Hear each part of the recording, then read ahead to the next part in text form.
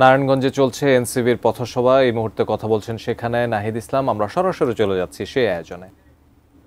সেই পরিবাররা নিরাপত্তাহীনতায় ভুগতেছে।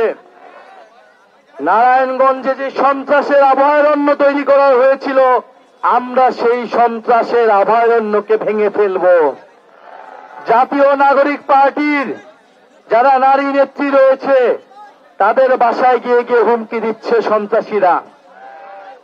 আমরা কি কোনো হুমকিতে ভয় পাই? আমাদের বোনেরা কি ভয় পায়? আমরা কখনো ভয় পেয়েছি? ভয় পাবো না। আমি নারায়ণগঞ্জকে তন্ত্র গডফাদার তন্ত্র থেকে মুক্ত করতে হবে। জনতার নারায়ণগঞ্জ গড়ে তুলতে হবে।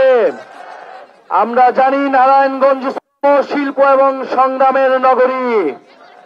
গণ অভ্যুত্থানে আমরা দেখেছি নারায়ণগঞ্জ কিভাবে প্রতিরোধ গড়ে তুলেছিল।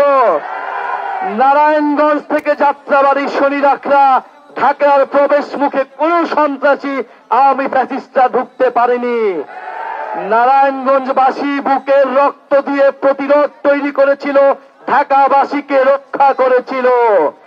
এদিকে নারায়ণগঞ্জ, ওদিকে সাভার, আশুলিয়া প্রতিরোধ তৈরি হয়েছিল বলেই ঢাকার জনগণ রাজপথে নেমে আসতে পেরেছিল।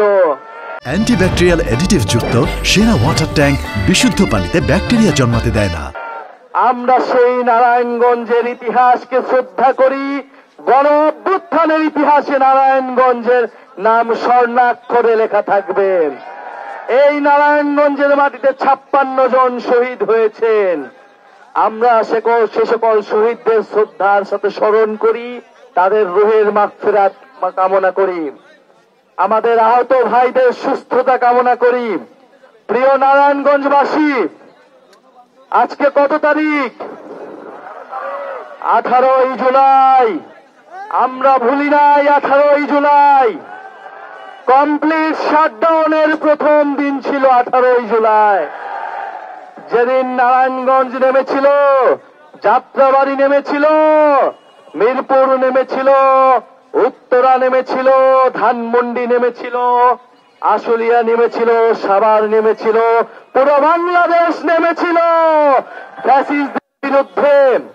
কিন্তু বিশেষভাবে নেমেছিল, যাদেরকে আমরা শ্রদ্ধার সাথে স্মরণ করতে চাই, আমাদের বেসরকারি বিশ্ববিদ্যালয়ের ছাত্রছাত্রীরা। আজকে বেসরকারি বিশ্ববিদ্যালয় প্রতিরোধ দিবস।